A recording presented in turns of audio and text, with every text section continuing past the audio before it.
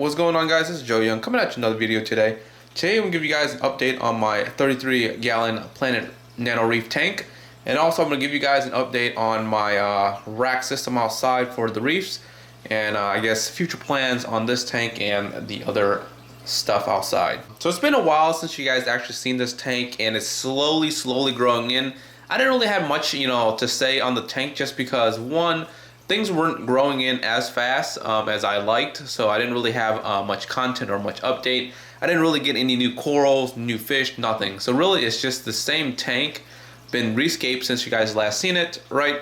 And the plants are slowly growing in, but as you can see on the right hand side, some of the plant is starting to kind of take off here and kind of latch on to the walls and on the actual floors here to make kind of a carpet, which looks pretty cool. So I consider this kind of a low-tech Planet tank in terms of the reef side, because if you look on the freshwater side, a high-tech would be considered, you're pumping CO2 to help feed the plants and also throw in like nutrients, macro, micros to help the plant grow a little bit faster. In this Planet Reef, it's really just the lights and the food source, which is like the fish's poop. The corals is waste that helps drive the plants and macros to grow. So the macro plants takes a little bit longer than usual to grow in these conditions, but they are growing. It just takes a little bit longer. Now it probably varies from species to species, but I know like certain macroalgae grow out of control and crazy.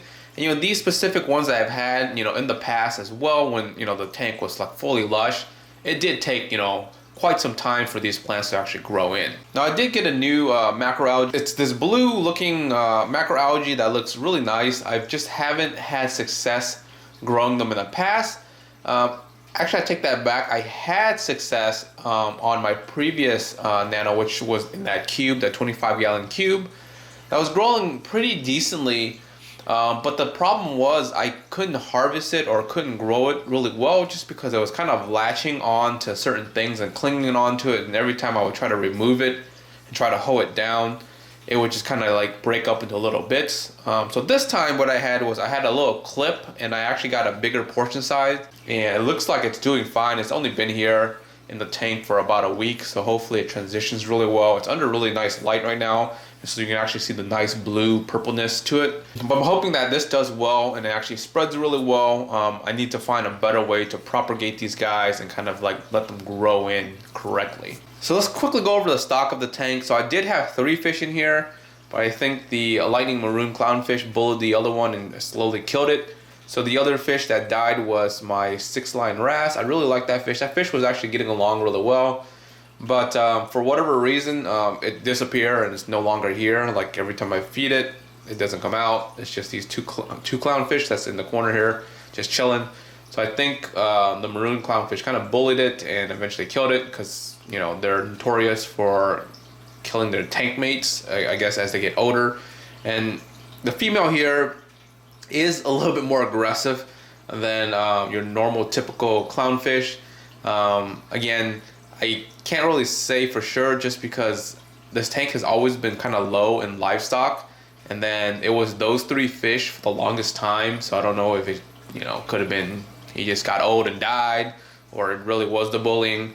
But I no longer have a wrasse, so I need to really find out what kind of livestock I want to add into this tank that's also compatible with the maroon clownfish, obviously, and probably get at least maybe 5 to 6 more fish to help kind of get the plants growing a little bit faster and get kind of like more liveliness into this tank. So let's talk about the other livestock, which is the corals. So the corals has not changed since I've bought the last shipments of frags. For the most part, some of them are doing really well, some of them aren't. Some of them aren't even really growing that much. It's the same amount of polyps, I guess, for the zoas for the most part. I haven't really seen it much spread. The one coral that's doing really well is the GSP. Obviously the GSP can grow in any other conditions, and literally this thing is just growing out of control. I've been kind of keeping it in this little small area where I'm putting frags next to it to kind of let it grow onto. So what I want to do is I want to use part of this GSP here to frag it, to throw it outside in the rack system to actually grow it out there. The temperatures out there are going to swing a lot. I want a coral that kind of can take some damage, take some hits, and actually be able to survive. So that's one of the corals I want to kind of try out there, because you know it's going to get extremely hot during the summer, and then during winters, you know, it's going to kind of mildly stay around 74, which is fine for, you know, corals and fish or whatever, but it will get pretty hot during the summertime. So the future plans for this tank, I want to add a little bit more livestock in the tanks, obviously lacking in fish and whatnot. Let me know if you guys actually have suggestions that will actually go well with the maroon clownfish. I'd like to hear it. I have some fish in mind, probably kind of the same stuff that I've done in the past, maybe like a blenny, another wrasse, for sure. And then I'm thinking of some sort of like schooling fish, some sort of like fish that likes to school with each other. I'm not really sure yet, but if you guys have anything in mind, let me know. This is a 33-gallon long tank, so obviously, you know, something that could actually fit this tank specifically. And on top of that, I want to get a couple more macroalgae. I basically lost my favorite macroalgae, which is the dragon's breath macroalgae. I had like a little piece left during, you know, the rescape, and it didn't survive the rescape. So I kind of lost that. So I'm trying to get another frag of that, and I'll, you know, hopefully regrow it in this tank and let it kind of thrive. Oh, and I also forgot the other lightning maroon clownfish that I put down in the sump here. This one's doing really well. Initially, I was trying to put this guy as a pair with the other lightning maroon clownfish upstairs. It didn't pan out. It was always getting attacked, so it had to be on its own because I didn't have any other maroon clownfish pairs that I can go with. It seems to really enjoy the sump. This is just literally just full of macroalgae, and then, you know, it does its thing. It has its own little cave. It really likes it. The clownfish is able to explore, do its thing, play with like the plants. It loves it down here. It's just probably like one of the best little spots, you know, for any fish here. So I may get another clownfish for this this little guy here. A lot smaller, obviously. Smaller the better, obviously, when you introduce them. This one, when I introduced with the other clownfish, was about the same size, so that's why I was having issues. One was really dominant, and the other one was really submissive, but didn't really give up. This one, obviously, like, didn't really want to get picked on, bullied, so they didn't get along. So the next clownfish that I get will have to be very small. And actually, I want to try probably a different maroon clownfish, maybe like the stripe one with a single stripe or whatnot. That looks really nice, and I'll see what happens there. But yeah, I'll see what happened there. I'll kind of browse to see if there's any specific maroon clownfish that I really like to kind of see pair off with the lightning. That would be pretty nice. All right, so we're out in the rack system here, and this is my original snowflake clownfish that has been doing really well in this tank so far. They are the only livestock in this huge tank for themselves. I will be, you know, updating and giving more livestock in this tank. I did get some macroalgae that didn't make it in the mail, but I'm gonna see if it bounces back. Obviously, if you guys don't know anything about red macroalgae, when it turns this pink color, it's pretty much kind of melted. In fresh water, the term is melted, where it like melts back, dead. This is normally, I'll show you the color. It's normally that color. That's not a good sign, because it's supposed to be kind of like this dark red colorish. This is the exact same plant here that I had originally in my tank here that's growing really well, and now this is another frag of that I had recently bought from somebody that did not really go well, which is okay, because I have pieces down here. This was just a good deal and I couldn't pass it up, but it happens. But there is a lot of algae in here, which is okay. I'm going to be using a lot of this algae, hair algae here and whatnot, to help feed some of the fish that I'm getting in this tank as well. It's going to be tang and maybe some like smaller angels that will benefit from these algae. So I've been trying to grow some of those out and kind of house them on the side there just for them to eat later on. So I think that's going to be really well. So this tank here will need more livestock eventually. These plants, I can already see, you know, just been growing these for a long time. They are lacking in, you know, fish poop, waste, kind of like the other tank inside. So the plant has not really taken off. Like this section here does really well, just because it's also right here next to the light, but there's not enough nutrients in this system to feed all these plants that I have. So I definitely need to kick it up and get some more fish pretty soon here. And I actually have some fish in quarantine right now.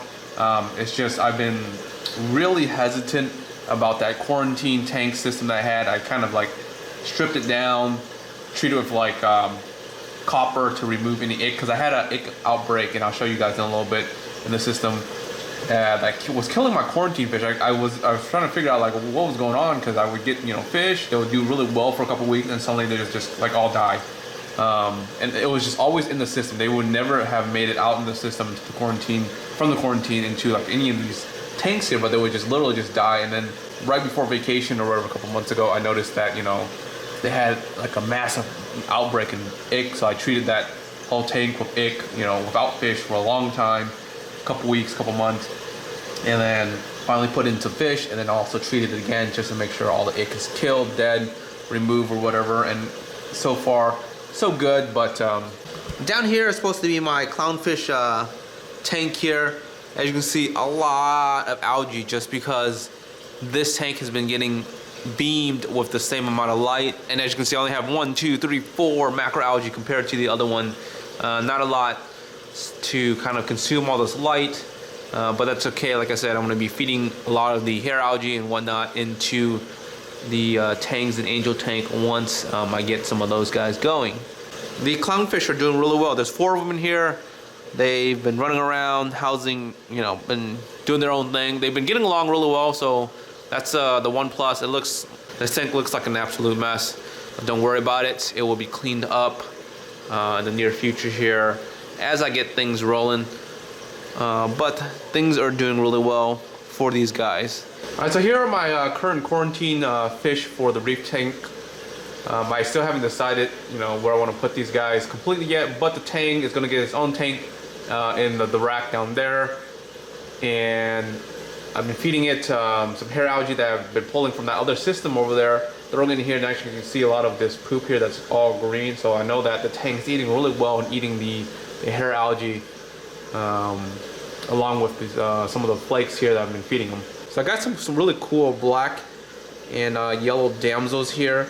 I'm thinking about putting these guys into the 33-gallon Reef inside. Haven't completely decided yet, because I'm a little worried about the maroon clownfish killing them. But I may try them just because they're a lot faster, really colorful, really nice, different, something really different. They're really yellow, right? As you can see, the tang is just destroying this this hair algae here. This hair algae I had was massive. You saw how that tank was in terms of like how much algae I had. I pulled like probably half of that and I tossed it in here. It literally was like this whole big piece here. It's been destroying this little algae here slowly. Back to the livestock here. I've been really hesitant about this tank and this system here because I had an ick outbreak on here. Like I said, I treated it with copper for like almost like a month, made sure everything was dead, did water changes, removed, you know, any eggs or whatever that could have been laying in here without any fish in here, obviously. So I treated it, killed everything, did a huge water change, rebooted the tank, let it, you know, cycle for about another week, 2 weeks or so. It's already cycled, but after the ick outbreak, I just made sure, you know, things were still stable for any new fish to come in. These guys are about a week old, so things are looking really well still for these guys. Look at that tang just eating that. It's going to love all that algae in the other system there. But things are looking really well. I'm hoping that these guys, you know, do well. I'm gonna be, you know, keeping my eye out for any ick outbreaks or any possible ick. This tank is, like I said, treated with copper, so anything in there will just be destroyed and killed. So yeah, if these guys do well, again, I'm going to start getting some more fish for both systems. Both system has been lacking in fish, so plants aren't really growing as well as they could. So I'll be buying a lot more fish, putting them, stocking them up, and getting that thing going. So stay tuned for all that update in the near future here for that. But I just wanted to show you guys what I currently have, what I'm kind of dealing with. You know, I had, you know, a bunch of fish in here. If you notice from my other videos, a bunch of nice fish that was doing so well, and then suddenly they just crap out in like 2 weeks. And I think I figured out why, and I'm trying to take that trying to control that, and hopefully these guys do well, and then we'll move them in. All right, guys, and that is the update for the week. If you guys aren't subscribed yet, make sure you guys hit the subscribe button. Make sure you guys hit the notification button so that you guys can get weekly updates on, you know, when I actually post my videos. It's been varying a lot just because of my work schedule. I've been trying Fridays, Saturdays for the most part is the latest. Some days a little bit earlier. But anyways, you'll get at least once a week in terms of an update on something I'm doing or something that's going on. So, like always, until next time, guys, peace.